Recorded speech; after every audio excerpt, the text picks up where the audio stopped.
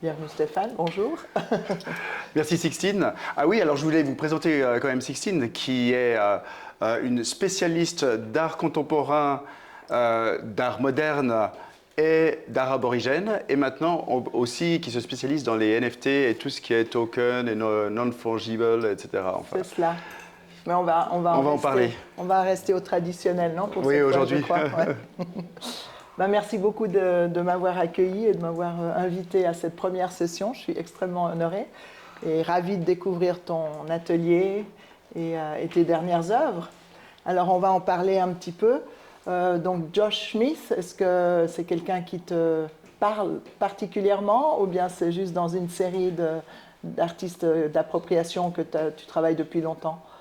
Alors, dans tous les artistes qui m'intéressent, que je m'approprie dans mes œuvres que j'ai déjà réalisées dans le passé, ce qui m'intéresse, c'est des artistes qui me parlent justement en particulier, qui évoquent quelque chose qui me plaise dans ce qu'ils réalisent. Moi, ce qui m'intéresse chez Josh Smith, c'est sa pratique artistique et la qualité de sa peinture. Peut-être que, oui, c'est super intéressant parce qu'en fait, depuis que je te connais, tu utilises beaucoup d'artistes qui sont très variés. Et on va peut-être expliquer un petit peu ce que c'est en fait le mouvement d'appropriation. C'est pas du plagiat, on est bien d'accord. Donc, toi, ton fil rouge, depuis que je te connais, en fait, c'est l'appropriation. Ça veut dire quoi exactement?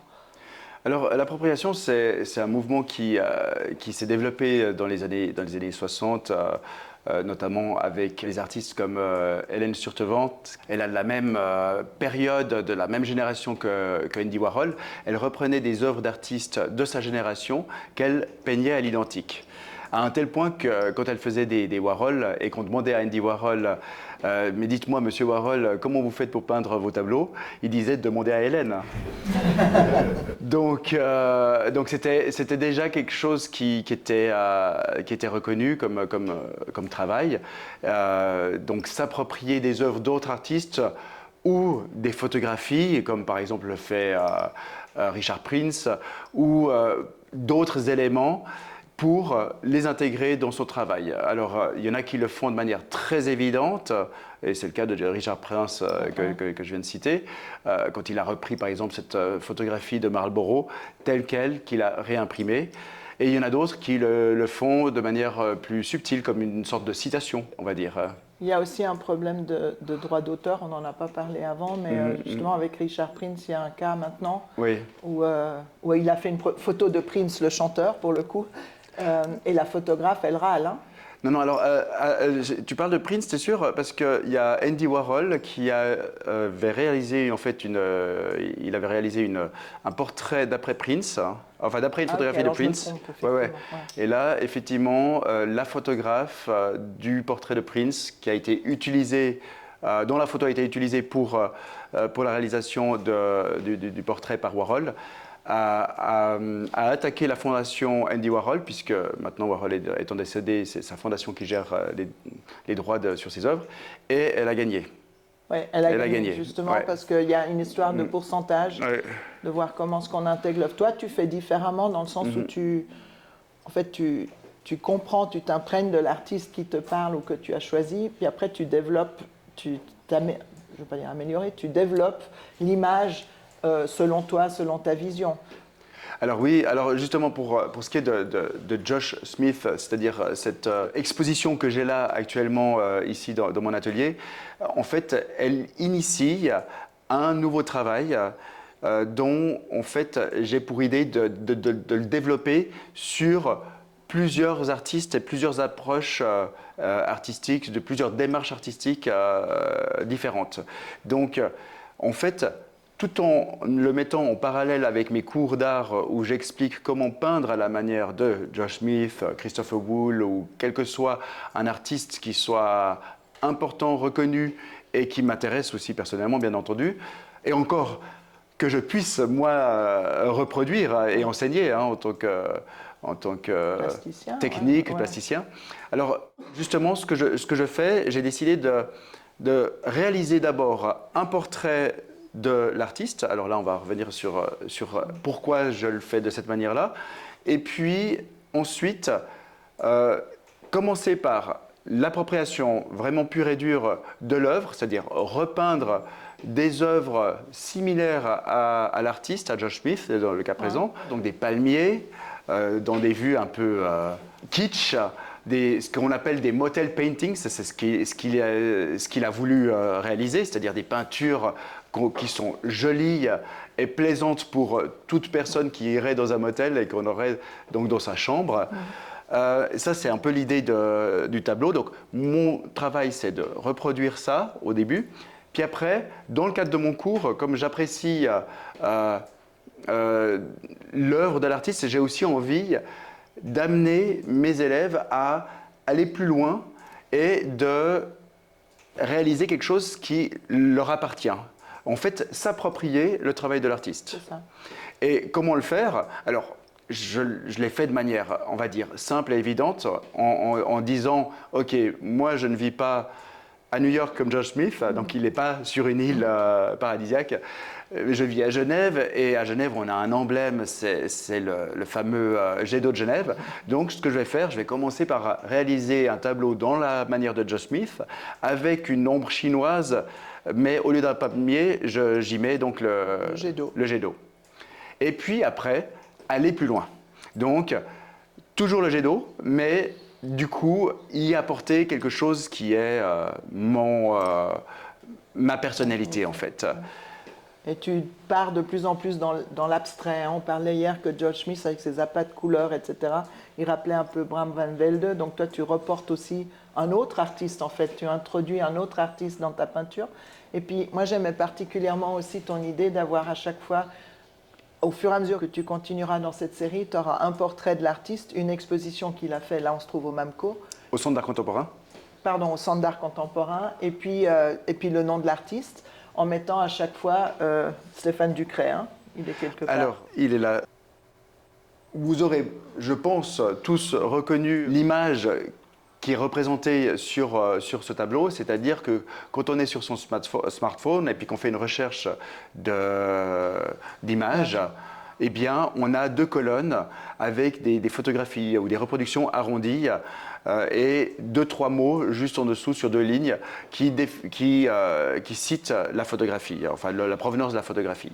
Et donc, j'ai voulu travailler sur ceci comme étant comme base d'un portrait de l'artiste. Parce que pour moi, le portrait de l'artiste, ce n'est pas juste la photographie de l'artiste, son visage, où là, il est caché d'ailleurs, c'est assez drôle, mais c'est aussi ce qu'il a réalisé ou ce qu'il réalise en tant qu'artiste, justement, sa démarche, ses tableaux ou ses sculptures ou quoi que ce soit.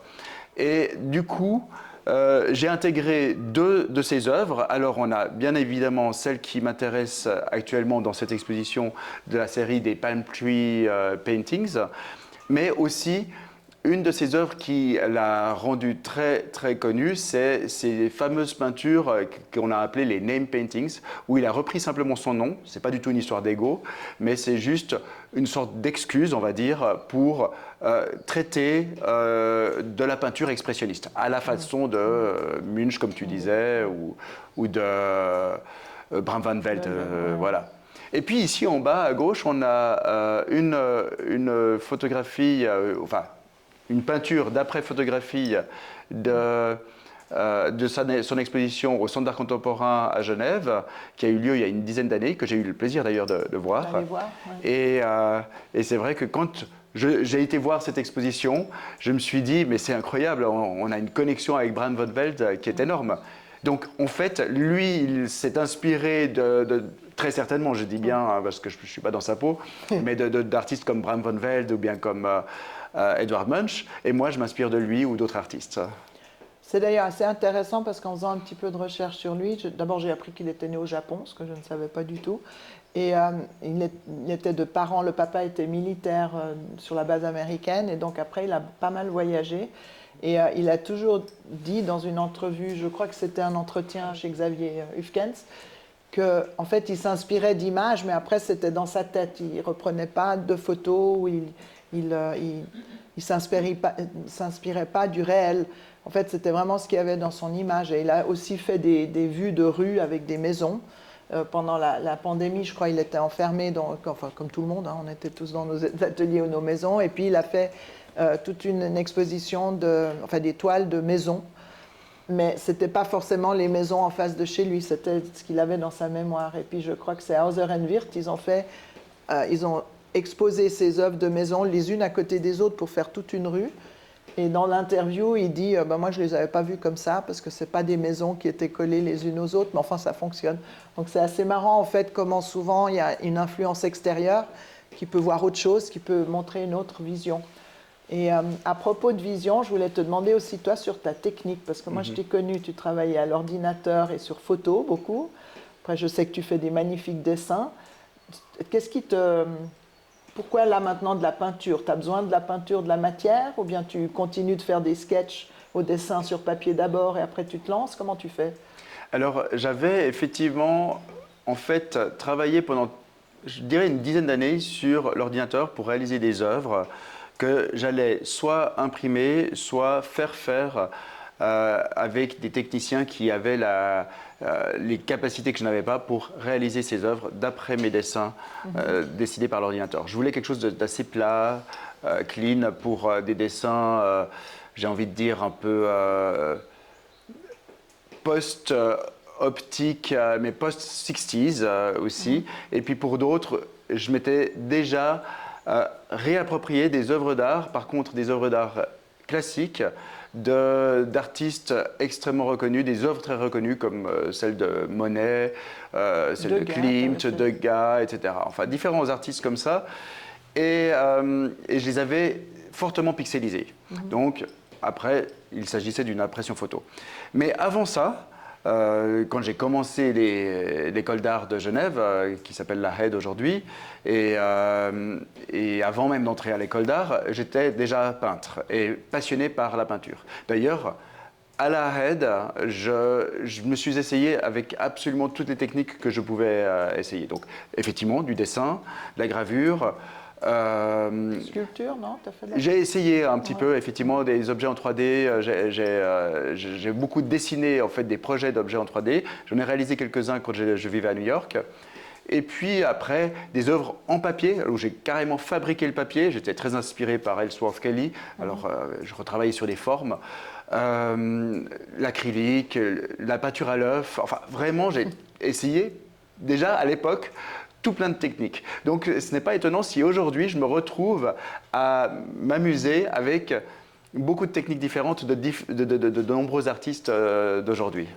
Donc, tu fais même des collages. Hein. J'ai vu, il y a 2-3 œuvres là où tu as collé des morceaux les emballages de tes craies, de tes pastels, etc. Donc, tu joues vraiment avec la matière. Absolument. Alors là on touche un point aussi intéressant, c'est là dans les dessins que j'ai réalisés pour cette exposition et qu'on peut voir ici, je les ai peints ou je les ai dessinés a posteriori. Je ne sais pas si ça se dit comme ça. On triera. Voilà. Je les ai dessinés après avoir peint toutes ces œuvres. Donc, ce ne sont pas des dessins préparatoires, ce sont vraiment des œuvres à part entière. Okay. Donc ça, c'est important. Et puis, effectivement, j'aime bien la notion de récupération, légère récupération, on va dire. Donc, quand je dessine à cette sorte de pastel à l'huile, en fait, c'est des oil sticks, bien sûr, au bout d'un moment, ils s'usent. Donc, il reste un petit morceau, il reste le papier que j'enlève petit à petit. Et donc, je m'amuse à les placer, à écraser les morceaux qui restent sur la feuille de papier et à reprendre ces emballages de oil stick et les coller sur mes dessins. Et ça fait écho, en fait, à ces tableaux où, du coup, quand j'ai décidé de développer au-delà de l'œuvre de Josh Smith, donc au-delà de l'aspect kitsch et des palmiers, en reprenant un paysage bien suisse, bien genevois, qui est le jet d'eau, eh bien là, j'ai décidé toujours d'utiliser la partie expressionniste de Josh Smith avec des couleurs vives, des ondes de couleurs, des formes, mais par contre, j'ai décidé aussi d'éviter, d'empêcher les spectateurs de d'entrer dans une contemplation d'un objet kitsch, d'un tableau kitsch, d'une image jolie. Et justement, là, j'y suis allé avec des traces de pinceau encore plus sales, on va dire, carrément salies, volontairement dégoulinantes. Il y a des gouttes, il y a des craquelures aussi dans mes tableaux, donc il y a ces sortes d'erreurs, on va dire, entre guillemets, de peintre, parce que c'est des questions d'étalonnage de couches, hein, les unes après les autres. Si on le fait un peu mal, eh bien, on va avoir des craquelures. Donc il faut apprendre à éviter de faire ça. Ou alors si c'est volontaire. Ou alors si c'est volontaire, voilà, exactement. Ouais. Et puis en plus, j'ai les restes de peinture dans l'assiette. Alors ce que je fais, je prends une spatule et puis je jette ces restes de peinture sur les toiles. Comme ça, vraiment, on a quelque chose qui est bien sali, quoi. Ouais. Et alors là, on voit, je ne sais pas si on va le voir à la caméra, mais ta dernière toile, en fait, tu as fait un négatif, tu as fait le jet d'eau en noir. J'ai fait le jet d'eau en noir. Effectivement, cette pièce-là vient clore les 8 tableaux qui sont basés sur le jet d'eau et les palmiers, les 8 petites pièces. La 7e, c'est le jet d'eau en couleur arc-en-ciel parce que comme le jet d'eau est formé de ces petites gouttelettes d'eau, des millions de gouttelettes d'eau, eh bien pratiquement tous les jours où il fait beau, on a un bel arc-en-ciel, soit le matin très tôt, soit en fin de journée, qui sort du jet d'eau. C'est quelque chose d'absolument magique. Ouais. C'est toujours un plaisir d'ailleurs de se retrouver à l'apprécier et à voir les bateaux d'ailleurs passer devant. Et puis, effectivement, suite à toute cette envolée de couleurs, j'ai décidé de créer le jet d'eau en négatif. Donc le noir sur les couleurs de l'arc-en-ciel. Je veux dire, pas le jet d'eau négatif, l'arc-en-ciel en négatif. Et là, contrairement à Josh Smith, ou peut-être ensemble, c'est des toiles qui se tiennent à part entière, je veux dire, ou bien tu les vends en polyptyque. Alors elles sont uniques, effectivement, elles sont uniques. Elles sont, je veux dire, une toile fonctionne en tant que telle, en elle-même, effectivement. Je sais que tu touches un peu à la musique aussi, tu fais de l'écriture. J'ai vu que tu avais des toiles aussi où tu faisais, dans ton art class d'ailleurs, c'est des superpositions de lettres. Donc, tous ces médiums, toutes ces techniques, c'est un ensemble chez toi, quoi, en fait. Tu rejoues avec tous les différentes approches pour un thème. Alors je suis passionné par tout ce qui est créatif, effectivement. Donc la musique, je baigne dedans en fait, pour peindre déjà, mais aussi de manière poétique. C'est quelque chose qui m'importe. Jimi Hendrix, David Bowie, Led Zeppelin, etc. Je suis un grand fanatique, bien sûr du rock ou du rock psychédélique, mais aussi de plein d'autres genres musicaux comme le tango, la salsa, le jazz ou le jazz éthiopien. Enfin, il y a vraiment plein de musiques qui m'inspirent. L'architecture, la semaine passée, j'étais à Berlin, on a visité le Bauhaus. Le design, le théâtre, la danse contemporaine, tout ça m'inspire. Donc, quand tu parles de l'écriture, je pense que tu fais référence à mes œuvres qui s'appellent Howl, la série Howl, que j'ai tiré en fait du poème éponyme de Allen Ginsberg, Howl, qui commence par I saw the best minds of my generation destroyed by madness, starving, hysterical, naked, etc. Un poème extraordinaire, complètement hallucinant et hallucinogène, parce que lui-même, il l'a écrit sous différentes substances. Ouais, ce que j'allais dire. Effectivement, donc il y a, je dirais, presque une dizaine d'années, je me suis approprié déjà ce poème en le réécrivant. En le réécrivant sur des tableaux, sur des dessins, en peignant par-dessus, comme si c'était quelque chose d'interdit. Lui-même a été interdit, ce poème, enfin, la publication a été interdite dans certains pays pendant un certain temps. Et cet esprit beat qui est mis en valeur par Allen Ginsberg dans ce poème a vraiment retenu mon attention à cette époque-là. Tu avais été inspiré, je me souviens très bien. Ouais. Et puis alors après, tu as tous tes voyages évidemment. Donc là, tu reviens du Brésil, mais tu as aussi été en Argentine. Est-ce que le côté, alors là je reviens avec mes amours aborigènes, mais est-ce que le côté indigène te parle aussi dans tous tes voyages, toutes ces cultures que tu as explorées? Alors, je suis toujours fasciné par ce qui a été réalisé auparavant, notamment par les Incas et les Mayas, que j'ai eu le plaisir de visiter autant enfin, les temples et les lieux importants, autant au Pérou ou au Mexique.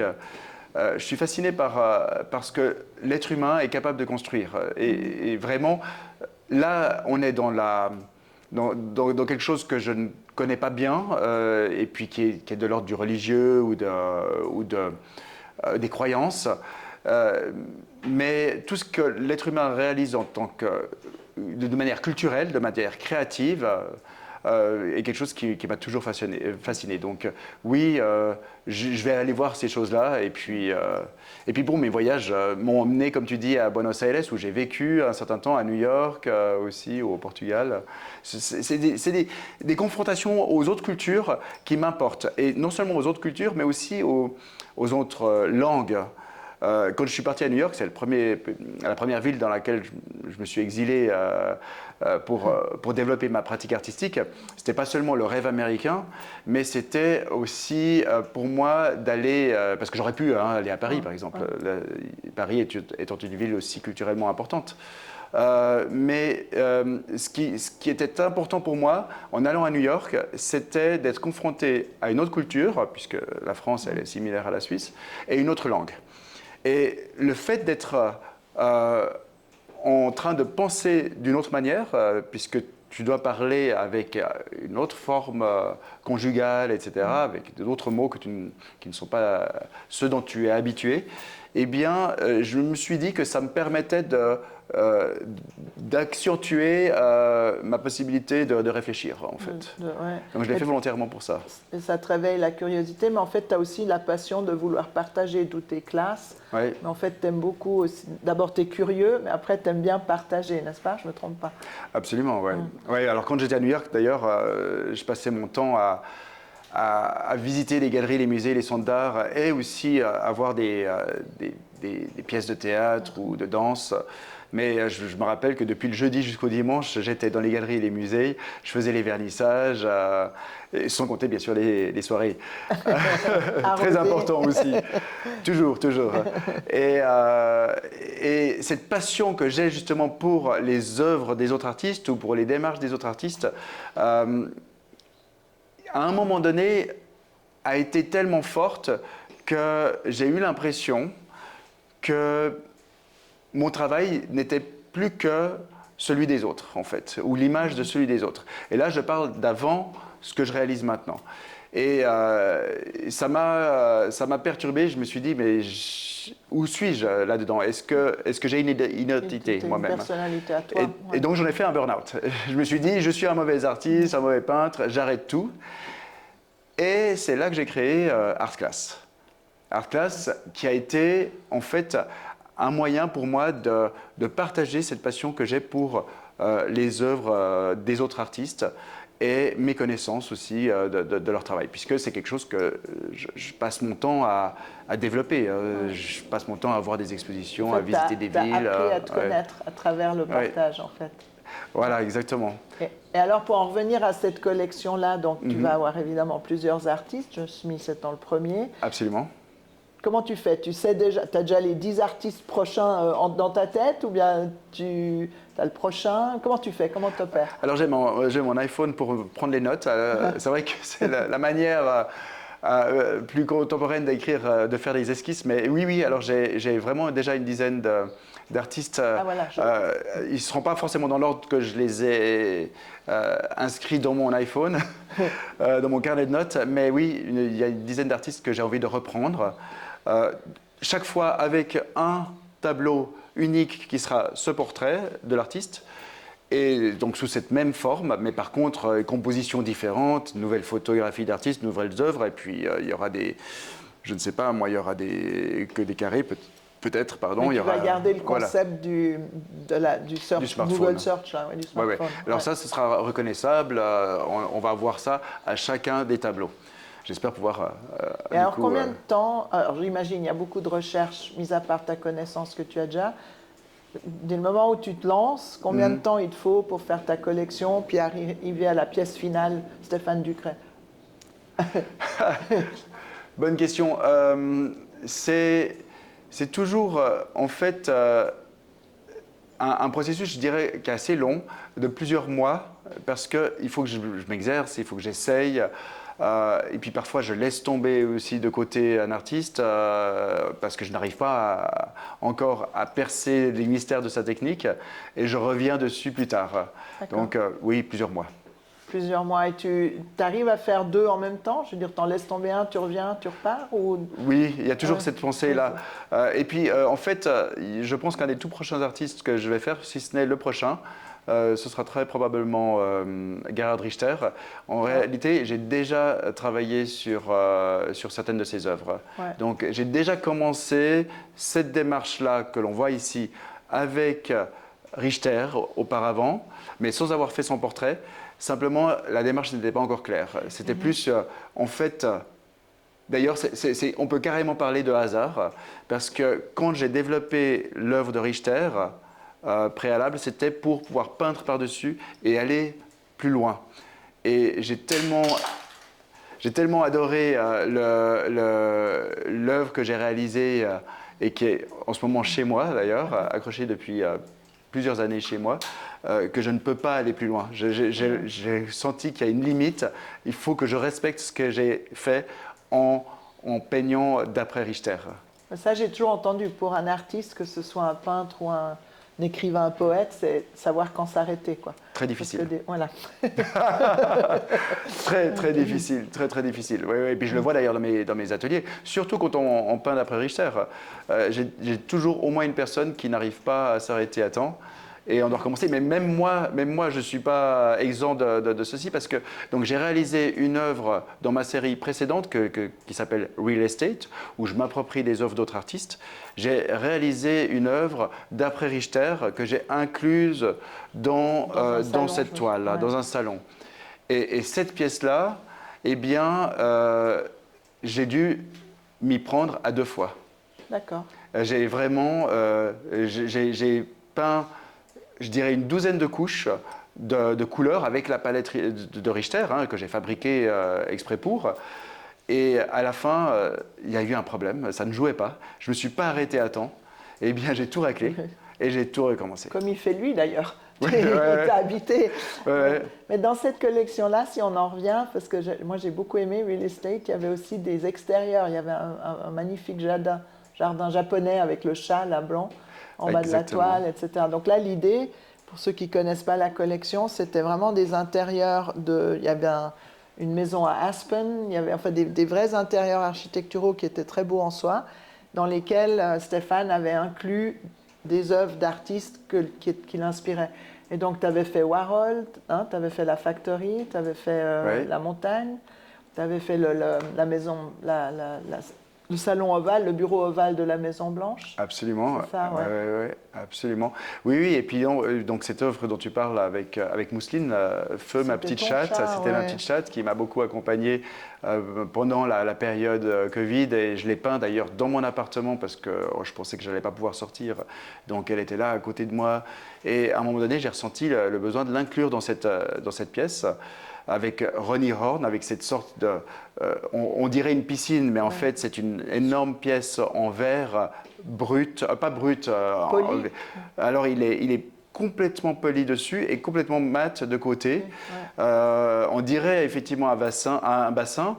Ce sont des pièces absolument phénoménales à voir, et puis bien sûr techniquement parlant, parce qu'elles doivent peser, j'imagine, 1 tonne, et elles sont réalisées d'un seul bloc de verre. Et donc oui, donc là c'est un jardin japonais. On reconnaît un petit peu une certaine architecture japonaise et quelques signes qui nous font penser au Japon. Sur cette fameuse île très connue pour abriter plusieurs musées, centres d'art. Et cette pièce-là est une deuxième pièce où j'ai inclus 2 sculptures de Thomas Hausago, mais que j'ai complètement perverties, je les ai imbriquées, on va dire, l'une dans l'autre. Ces 2-là, ce sont les 2 seules peintures qui sont en extérieur. Toutes les autres sont dans des intérieurs, effectivement. Ouais. Et toi, tu étais, comme tu viens de le dire, dans ton atelier pendant le confinement. Donc là, tu peins de mémoire, comme Josh Smith disait avec ses maisons, que ce n'était pas vraiment des scènes réelles. Ou bien est-ce que, par exemple, pour le bureau ovale, tu as regardé des photos en fait, du bureau? Comment tu fais? Alors, en fait, pour toutes les œuvres que je réalise de la série Real Estate, je vais me renseigner, je vais chercher beaucoup de photographies en fait, d'intérieur, jusqu'à ce que je tombe sur le bon intérieur pour l'œuvre que je veux ou les œuvres que j'aimerais insérer dans cet intérieur. Donc en fait, mon point de départ, ce sont les œuvres. Toujours les œuvres des artistes qui m'intéressent tout particulièrement. Pour ce qui est de la suite, je prends les photographies dans les magazines, je fais un photomontage sur Photoshop et dans les tout premiers tableaux, je retranscrivais absolument tout sur la toile à main levée. Je prenais quelques mesures comme ça, mais totalement à main levée. Et ça, on le voit sur mes painting number 1, painting number 2, jusqu'à painting number 4. Toutes celles-ci ont été réalisées à main levée. Et puis, à un moment donné, j'ai ressenti cette nécessité d'être un peu plus précis, même si, on peut le voir, elles sont assez précises en soi, hein, les premières. Et surtout pour l'œuvre de Paul McCarthy, cette sculpture, le Tomato Head, sculpture très étrange de ce personnage dans cette maison, dans ce chalet à Aspen. J'ai transposé l'image par projection sur la toile. Okay. Donc là, j'ai suivi, bien sûr, toujours à la main, mais sur la toile, j'avais le projecteur devant moi et j'ai transposé sur la toile. Et là, on était chez Ralph Lauren, non? Et là, on était dans la maison de Ralph Lauren à Aspen. Et puis depuis lors, donc j'ai réalisé toutes ces œuvres comme ça. Les jets d'eau, bien sûr, pas comme ça, mais le portrait de Josh Smith, oui, à part la signature Josh Smith, je l'ai fait de tête par rapport à l'un de ses tableaux, plutôt en fait une gravure. Ça m'a aussi titillé le fait que tu me dises que tu ne faisais pas de dessin préparatoire. En fait, tes dessins étaient souvent des pièces que tu faisais après coup, donc inspirées des œuvres. Moi, j'ai souvenir aussi d'une collection que tu as faite, symbolique aussi. Alors, on reprend les palmiers ou les jets d'eau, mais c'était les arches de McDonald's. Et puis, tu les avais placées dans différents scénarios. Moi, j'ai souvenir d'une église un peu mexicaine en architecture Adobe. Tu avais aussi d'ailleurs utilisé Frida Kahlo, la Maison Rose, non? À un moment donné, pour un de tes intérieurs, un de tes real estates. Non, je n'ai pas utilisé la maison de... La maison de Frida Kahlo, elle est bleue, en fait. Ah non, mais tu avais une maison rose. C'est juste. Ah oui, alors la maison rose, oui, alors c'était aussi au Mexique, absolument. C'est la deuxième pièce, c'est Painting Number 2. Elle est basée sur une maison de Luis Barragan, qui est le premier architecte à recevoir le prix Pritzker et qui était un architecte mexicain.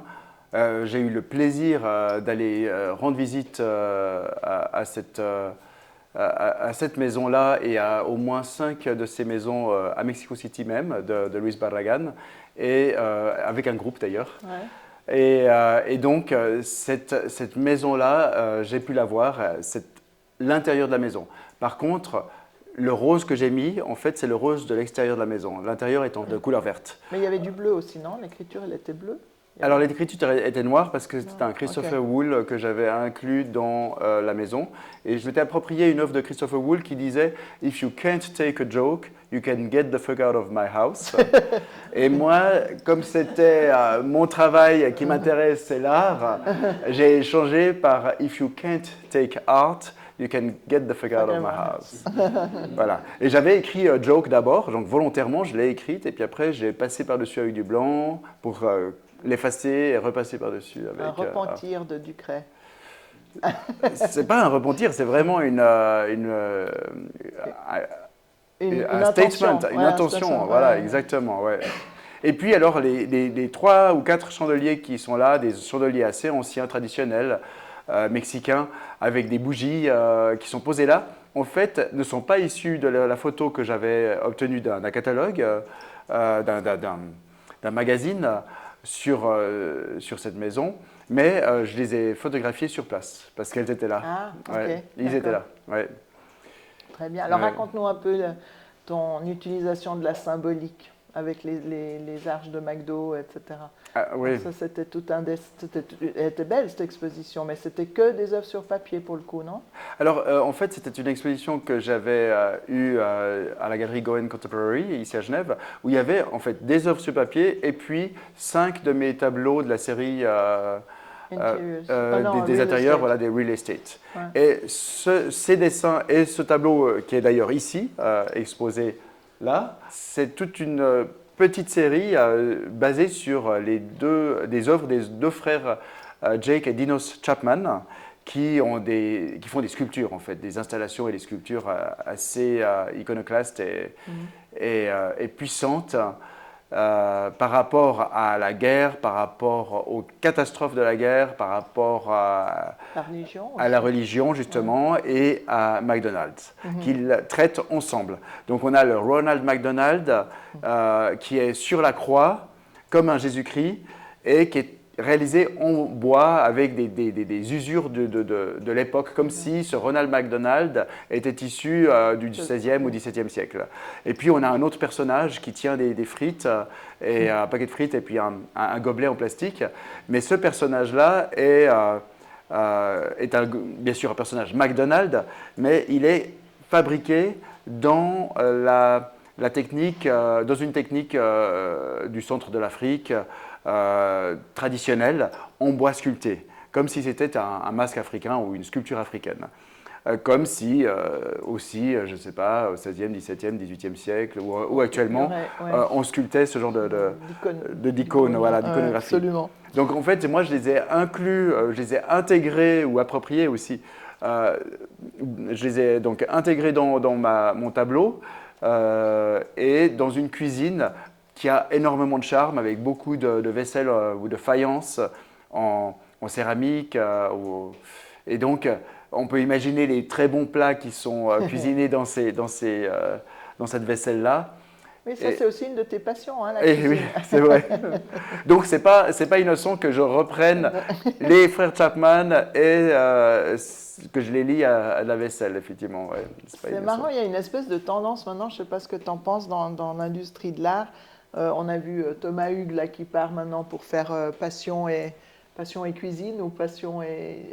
Je ne suis pas encore au courant de son nouveau programme. Ah voilà, alors son nouveau programme c'est ça, il va voir des grands chefs cuisiniers. D'accord. Et puis il va mêler art et cuisine. On a le fameux Pierre Hubert qui était restaurateur au départ. Hein. Donc il y a quand même... je crois que les artistes, ils aiment bien la bonne chair, non? Oui, alors Thomas Hugues, carrément, il faisait des... quand il travaillait pour Art Genève, et qu'il a mis en place ce restaurant éphémère, il faisait les menus lui-même avec les chefs en collaboration. Alors ça, je ne savais pas. Parce que c'est un grand passionné, effectivement, de nourriture. Ouais. Donc quoi, Stéphane Ducret, ça va être prochain projet resto? Non, quand même pas. Je ferai des confitures. Ah, les confitures. Alors, c'est vrai qu'on a les croissants conceptualisés. On peut dire ils sont un peu conceptuels, ces croissants, hein, ça c'est vrai. En fait, c'est vrai que j'ai un rêve depuis des années d'avoir aussi mon restaurant, de mettre en place un restaurant qui serait, c'est vrai, un peu une sorte de... qui tisserait des liens avec la pharmacie, le fameux restaurant de Damien Hirst, qui a existé pendant 5 à 7 ans à peu près, mais un restaurant qui serait vraiment lié à mes voyages d'un côté, effectivement, parce que de tous mes voyages en Argentine, au Mexique, même en France ou partout, en Italie, j'adore la nourriture italienne, je tire des recettes de cuisine qui me passionnent et que j'aimerais bien partager dans un restaurant idéal, on va dire. Et puis le créer effectivement comme une sorte d'œuvre d'art qui soit ouverte aux artistes, aux gens du monde de l'art, curateurs, etc., et à tout le monde qui s'intéresse à ça, ou pas, à la nourriture seulement, mais qui soit comme une sorte d'espace un peu intéressant en soi, quoi, étonnant, un espace d'échange, bien entendu. Comme les salons du fin du 19e, quoi. Exactement, j'imagine avec des grandes tables, des grands bars, pour qu'on puisse s'installer les uns avec les autres, même ceux que l'on ne connaît pas. Oui, c'est un rêve que je tiens toujours. il faut être professionnel, donc je ne sais pas si, Avis à tout le monde. si un jour ça existera. Ouais. Alors, en parlant d'échanges et je t'ai aussi connu à travailler dans des ateliers de collaboration, en fait, à travailler avec plusieurs artistes ensemble. D'ailleurs, on en a quelques-uns dans la salle, donc bienvenue à tout le monde. Voilà, Daniel Ibarra au fond. Comment ça, tu travailles mieux, ou tu avances plus vite, ou tu es plus dans ta réflexion tout seul, ou est-ce que tu aimes bien aussi travailler en collaboration, en échange, comment tu fais? Alors j'adore poser des questions. On a un groupe WhatsApp entre mes très chers amis Daniel Ibarra, qui est ici présent, Christelle Cereza, Thierry Feuz et quelques autres artistes. On a un groupe WhatsApp où on s'envoie des messages communs de tous les jours, mais aussi où de temps en temps on se pose des questions. Qu'est-ce que tu penses de ça? Qu'est-ce que vous pensez de ça? Et puis j'obtiens des réponses ou pas. Et ça se passe bien, il n'y a pas de jalousie. Non, on a chacun un travail très spécifique à soi et on a plutôt une énorme générosité et un amour pour les autres. Donc, aucune jalousie entre nous, non, jamais. Et puis, pour ce qui est de l'inspiration en soi, alors ça, c'est quand j'arrive et que j'ai développé déjà quelque chose, que j'ai peint quelque chose, eh bien, je partage avec mes amis pour leur demander un peu leur avis. En général, quand je fais ça aussi, c'est quand j'ai des doutes et puis eux aussi ils me disent oh non, Stéphane. Ça arrive. C'est justement au moment où il y a le plus de doutes. Mais l'inspiration, elle me vient vraiment dans ces moments de relaxation totale, ce que j'ai très rarement parce que je suis toujours à faire mille choses.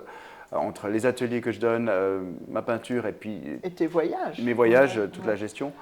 Mais c'est justement quand je prends le temps de me faire un voyage vacances, pour moi c'est la plage, et bien là, mon esprit se relaxe et tout d'un coup j'ai plein d'inspiration.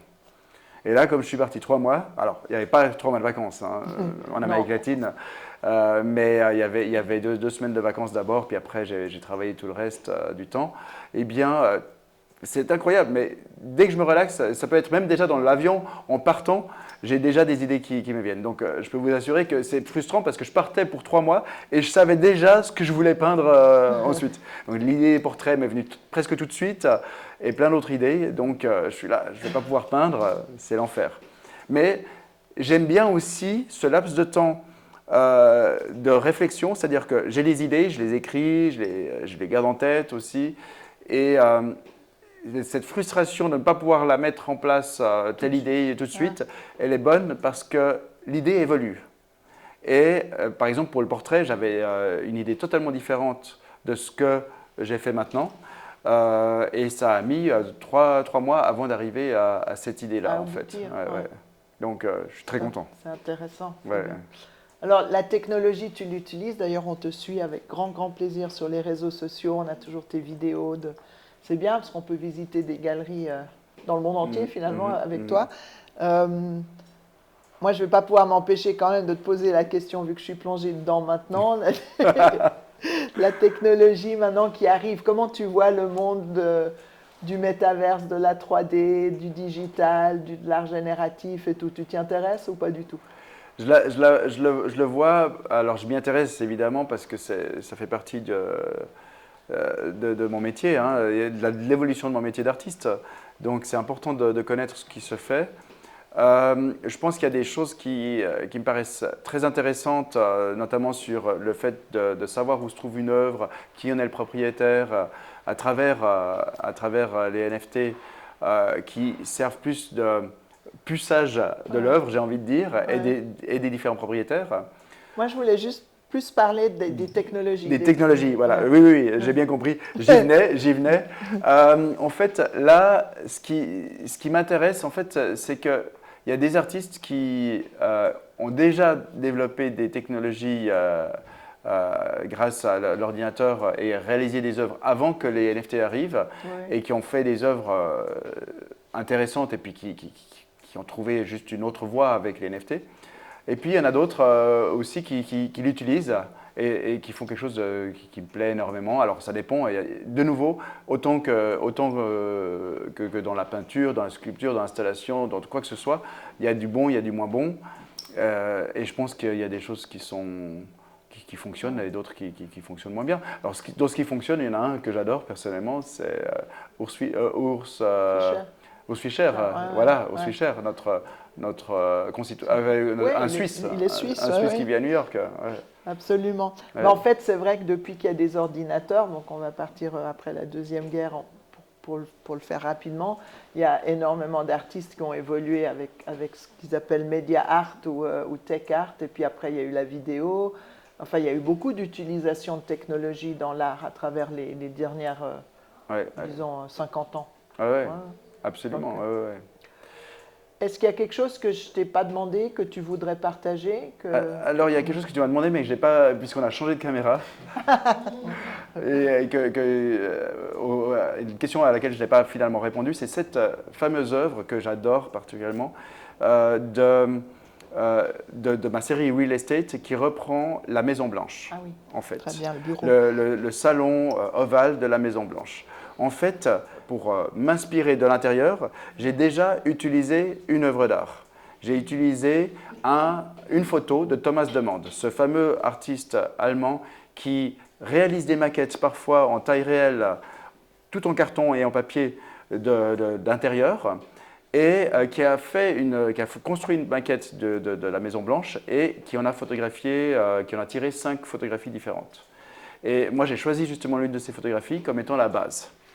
C'était postiche au départ, en fait. C'était pas à la Maison Blanche, la photo. Exactement. En fait, c'est une Maison Blanche en carton, photographiée par Thomas Demand et que j'ai reprise ensuite pour intégrer. Et c'est cette pièce-là qui est en fait j'ai envie de dire la source de cette œuvre. C'est le fameux drapeau africain-américain de David Hammonds.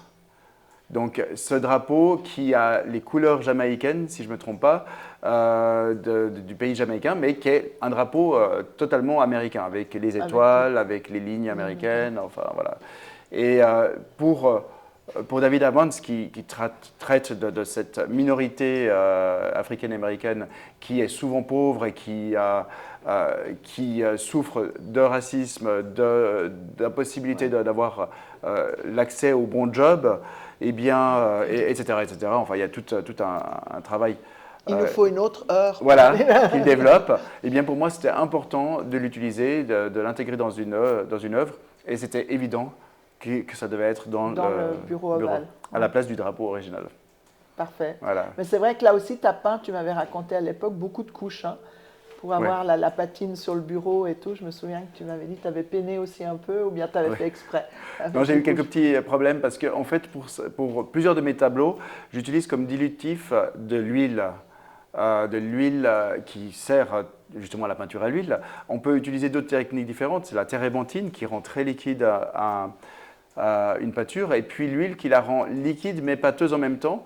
Et qui, par contre, nous empêche, alors elle ne durcit pas tout de suite, justement, et elle nous empêche d'avoir une grande, comment dire, on ne peut pas la maîtriser, une grande maîtrise de cette peinture. Parce qu'elle va couler. Elle va couler. Donc, effectivement, elle coulait. Et puis, à un moment donné, je me suis dit, bon, c'est bon, j'ai atteint ce que je voulais, donc j'ai mis le tableau à l'horizontale pour le laisser durcir pendant une semaine entière. Et à ce moment-là, on partageait l'atelier avec Daniel.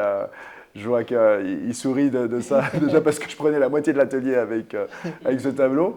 Et puis, un soir, j'ai donné un atelier, un cours, et je me suis dit, bon, je vais le soulever pendant 5 heures, histoire de pouvoir avoir la place, puis après, je vais le remettre à l'horizontale. Et bien, pendant les 5 heures, ça a coulé. Et ça a été l'enfer, j'ai dû recommencer. Ouais. Donc, j'ai recommencé effectivement cette partie-là. Je l'ai fait le soir même, je l'ai remis à l'horizontale, et puis ça a donné ce que ça a donné. Bon, c'est un tableau que j'ai beaucoup retravaillé, j'ai eu vraiment beaucoup de peine à le réaliser, mais c'est un de mes tableaux qui me tient le plus à cœur parce que je pense qu'il est plein de mystères. Il a d'autres œuvres, d'autres artistes qui sont intégrés là-dedans. Notamment, il y a John Baldessari qui venait de mourir au moment où j'étais en train de peindre le tableau. Donc du coup, j'ai inclus des petites dots, des petits points de John Baldessari sur le portrait du président et de la famille du président. Donc du coup, c'est un tableau qui est très complexe et très intéressant à mon avis. On va faire un jeu de pistes, on va regarder les tableaux de Stéphane, puis on va trouver tous les artistes qui sont dedans. Qu'est-ce que tu penses? Est-ce que vous avez des questions? Moi j'ai une question. Vas-y, Anthony. Moi, j'étais vraiment intéressé par ton processus créatif en fait. Et moi, j'écris aussi. C'est quelque chose que je partage, l'aspect créatif. Et je suis curieux de savoir dans quel état tu es lorsque tu fais une œuvre. Parce que moi, personnellement, c'est plutôt un moment très précis en fait où je peux écrire des choses bien. Et je voulais savoir si toi, tu as aussi un moment que tu identifies où tu te dis, ok, il est 2 heures du matin, je vais quand même. Je suis prêt. Alors, est-ce que c'est vraiment quelque chose que tu as une routine ou autre? Je suis curieux de savoir. Alors, déjà 2 heures du matin, il n'y a aucune chance que je me mette à peindre à ce moment-là. Je suis vraiment quelqu'un du jour. Mais par contre, à 2 heures du matin, ça peut m'arriver très très souvent d'ailleurs de me réveiller et d'avoir une idée et puis de la noter, ça c'est vrai. Pour ce qui est du processus de me mettre en place dans l'atelier, en fait, je fonctionne comme ça. J'ai une idée en tête que je vais développer sur plusieurs jours, parfois même plusieurs semaines ou mois. Ça dépend des œuvres. Ce tableau-là, d'ailleurs, de Real Estate a pris plusieurs mois à être réalisé. J'ai l'idée en tête. Je commence à la développer à chaque fois que je vais à l'atelier. Et donc, comment est-ce que je fais quand je suis à l'atelier? J'essaie de venir relativement, je dirais, tôt dans le courant de la matinée, après avoir pris mon bon petit déjeuner, très important quand même. Et j'essaye d'avoir aussi mon atelier déjà prêt pour pouvoir peindre. Donc, je n'ai pas grand-chose à faire avant de commencer à peindre quand j'arrive. Là, je regarde ce que j'ai fait déjà, si j'ai déjà commencé le tableau. Je me pose, j'ai un énorme processus d'admiration. C'est nécessaire en tant qu'artiste d'admirer ce qu'on fait, à mon avis. Même si j'ai aussi un énorme regard critique, évidemment. Donc je vais regarder un peu ce que j'ai fait, je me pose des questions, j'ai déjà en tête aussi ce qui va venir par rapport au jour précédent de travail. Et puis je me mets au travail. Alors là, j'ai besoin d'être sobre. Je ne serai pas comme Allen Ginsberg, j'ai vraiment besoin d'être sobre pour peindre, pour avoir l'énergie pour peindre et les idées claires, hein, évidemment. Et puis, en général, je mets de la musique. J'ai tendance à la mettre assez fort, plutôt du rock. Alors là, quand je peins, en général, c'est du rock ou du rock psychédélique. Et si en plus j'étais dans un jour mauvais où je me sens triste ou en manque d'énergie, là encore plus je vais mettre mes chansons préférées, des Rolling Stones, ça peut être les Doors, tout ça, d'autres chanteurs. Et je me mets à peindre. Et parfois, c'est intéressant parce que parfois je peux être très concentré et d'y aller de manière très calme, mais parfois je suis dans une certaine urgence. Parce que je vois qu'il y a un certain timing, j'ai un rendez-vous plus tard. Je déteste ça. Donc en général, j'évite d'avoir des rendez-vous après une journée de travail, ou en tout cas d'être assez relax en question de timing d'arrivée. Mais ça m'est arrivé d'être un peu pressé. Et quand je suis pressé, eh bien, je découvre des nouvelles choses. C'est génial, parce que tu te mets à peindre parfois plus vite pour certaines choses qu'il ne faudrait pas peindre vite. Et il y a du hasard qui fait que ça fonctionne très très bien. Et donc, moi-même, j'en parle à mes élèves, j'essaye de dire, il faut essayer tout. Il faut être relax quand on peint, mais il faut aussi être pressé. En étant pressé, on arrive à quelque chose de bien.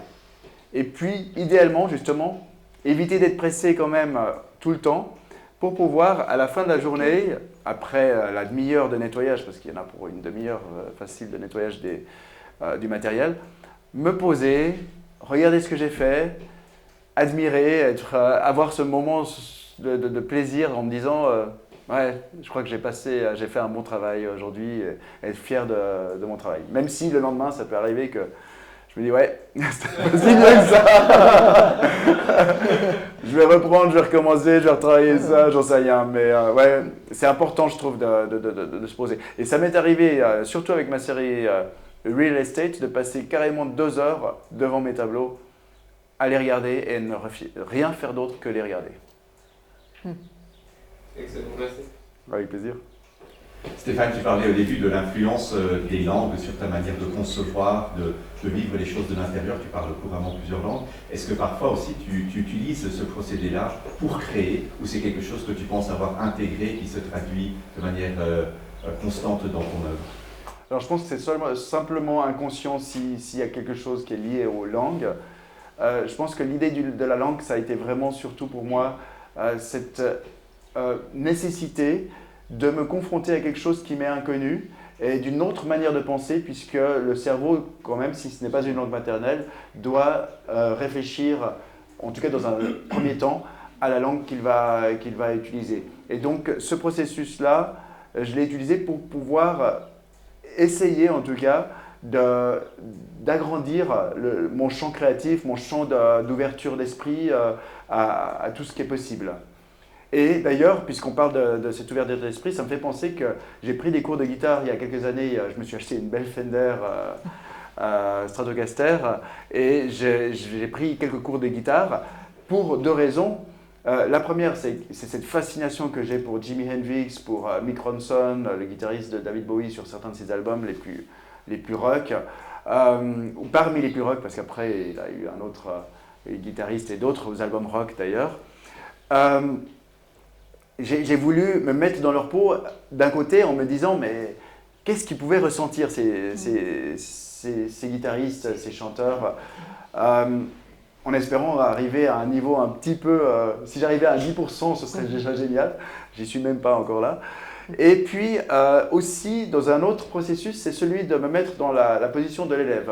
Et quand on est justement prof comme je le suis, quand on enseigne, c'est important de se mettre dans cette autre position aussi d'élève pour pouvoir se mettre à la place des élèves qui viennent dans mes cours en me disant ok, je vais pouvoir améliorer ma technique ou ma manière d'enseigner à travers la vision que j'ai de mon ou de mes profs de guitare, par exemple. Ben voilà, je pense qu'on arrive un petit peu au bout. Non, vas-y, s'il te plaît. En plus, moi, c'est peut-être une longue question. Mais... Si c'est déjà, peut-être la réponse sera courte. Non, en fait, c'était juste pour contextualiser. Je ne sais pas si tu te souviens, pendant le Covid, on a eu une conversation un jour par téléphone assez longue. C'était une période où chacun donnait un peu son avis sur ce qui était en train de se passer par rapport au Covid, le fait que voilà, est-ce qu'il y avait un complotisme, etc. Et puis on en arrivait à cette idée que, enfin, toi, je trouvais que tu donnais ton avis de manière en fait non consensuelle. C'était assez honnête en fait. Tu t'es pris pas mal de volets de bois d'ailleurs, etc. C'était assez honnête. Là, on disait, ce sont des amis, mais c'est aussi des clients. Donc est-ce que tu te mettais des gens à dos, etc.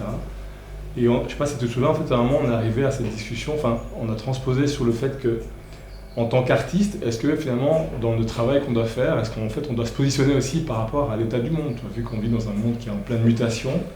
Et donc à l'époque, avec le Covid, puis aujourd'hui avec les NFT, l'intelligence artificielle, puis on voit que comment on vit dans un monde qui est très conscient, dans beaucoup de conversations, le sujet il est là en fait, quoi. Donc ma question c'est, en repartant de l'appropriation, où t'en es toi par rapport à ça en fait? Est-ce que tu trouves que l'artiste en fait il doit se positionner, se responsabiliser? Et si c'est le cas, comment tu le fais ou comment tu le ferais à partir de l'appropriation? D'autant plus que tu cites des artistes quand même importants qui eux-mêmes peut-être sont dans un combat. C'est-à-dire que est-ce que tu poursuis quelque chose ou est-ce que tu te sers au-delà de l'esthétique ou du graphisme ou des techniques d'un message, sachant que beaucoup de choses ont déjà été dites pour le poursuivre et porter un autre combat? Oui.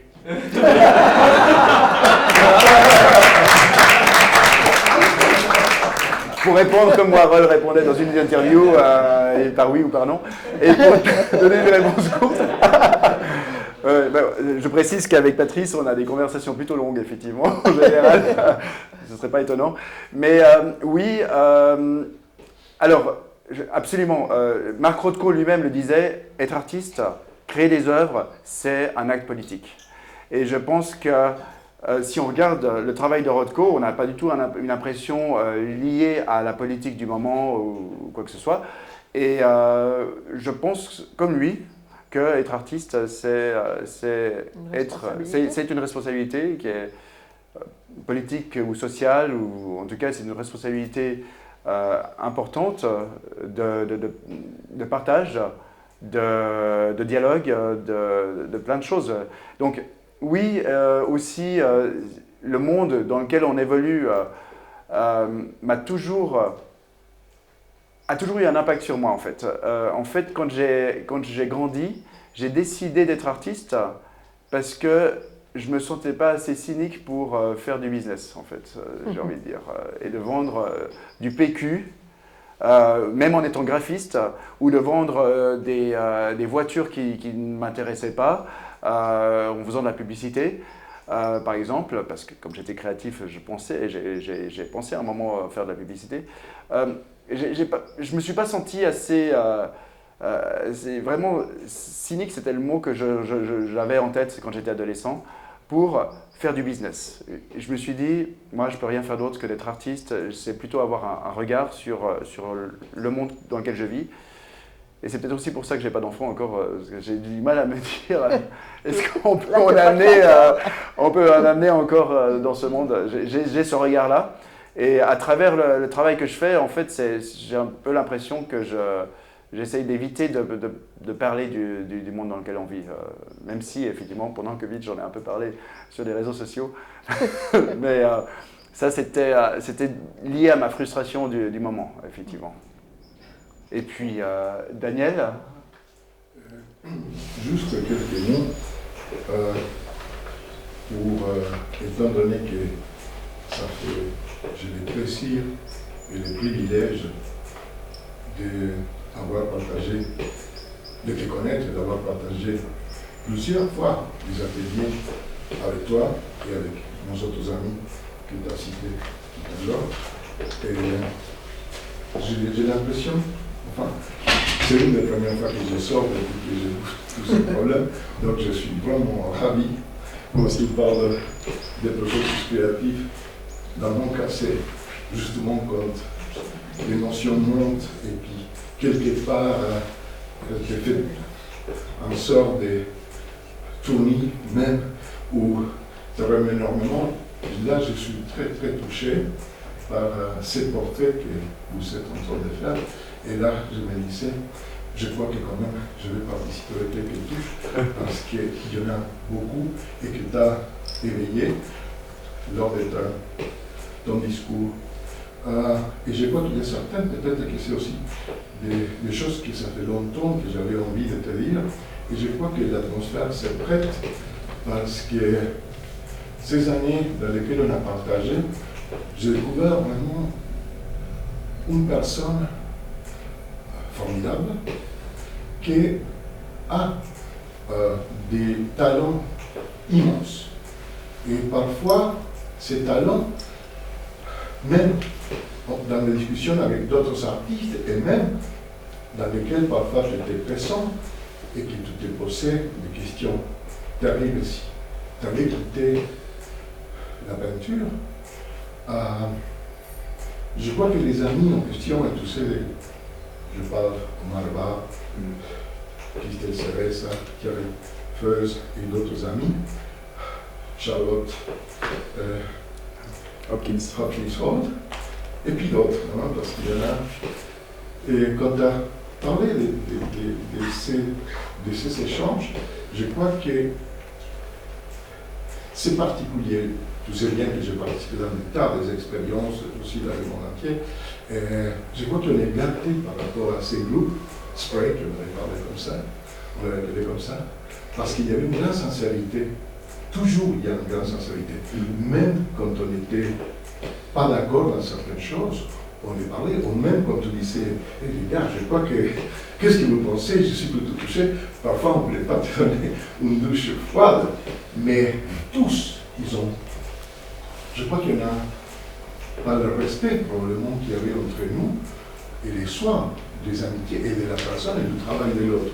Ça, c'est quelque chose que vraiment, je crois qu'on conserve et ça nous a apporté beaucoup à tous et à toi en particulier, parce que ça aurait été vraiment dommage que tu quittes la peinture.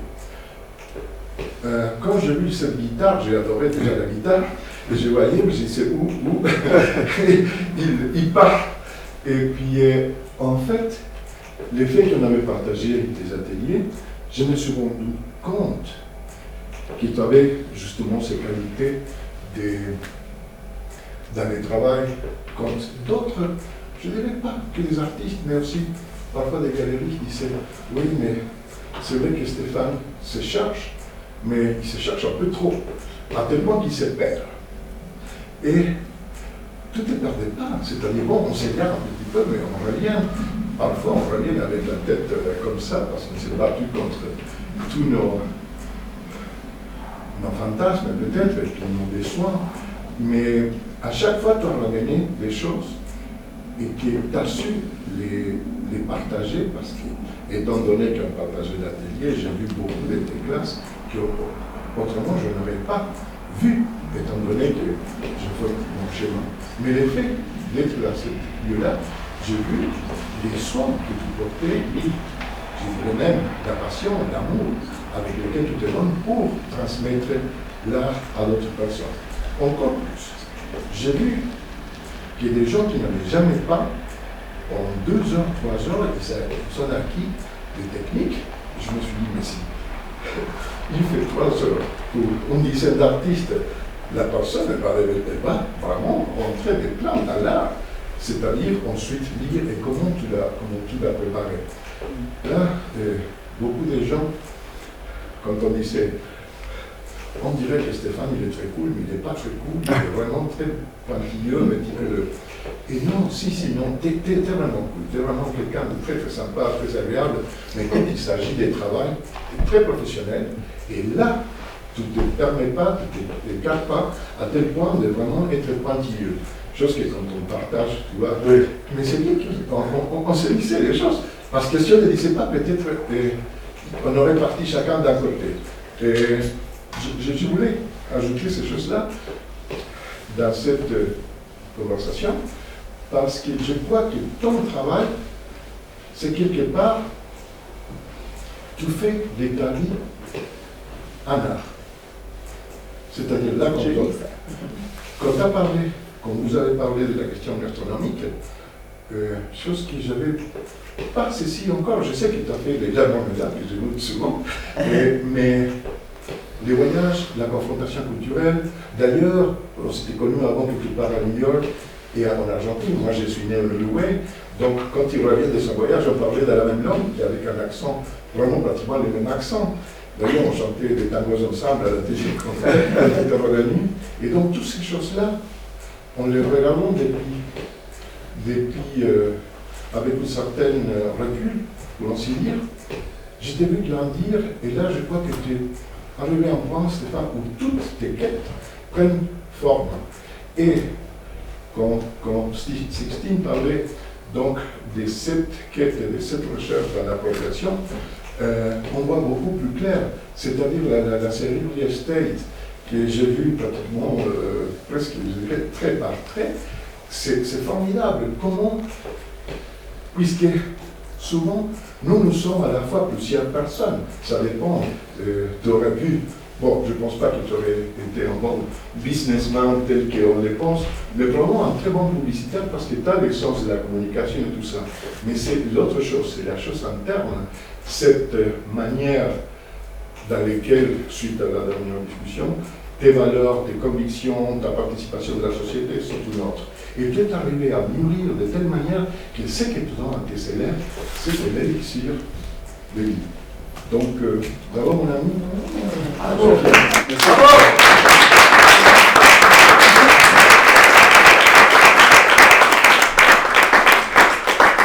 Merci beaucoup à vous toutes et à vous tous d'être là. J'apprécie énormément. Merci beaucoup Daniel pour ce que tu me dis. Vraiment, je suis toujours très touché et c'est vrai que c'est fantastique hein, ce qu'on a vécu ensemble depuis tant d'années. Je ne vais pas vous retenir plus longtemps, sauf pour vous prendre aussi en photo finalement, puisque vous êtes là, j'en profite. Et puis après, on va se servir tout de suite un petit verre et mettre en place des grillades. Qu'en dites-vous? Voilà. Hein, qu'est-ce que vous en dites? Merci. Merci beaucoup d'être là, vraiment. L'homme orchestre. L'homme orchestre. J'ai déjà le micro. Ouais. Performance. Ouais, c'est ça. Un plaisir. Si, si. Ah, mais tant mieux, super. Si, si, si. Dale. C'est un peu difficile de jauger, mais non, je crois que c'est... C'est une joie de te voir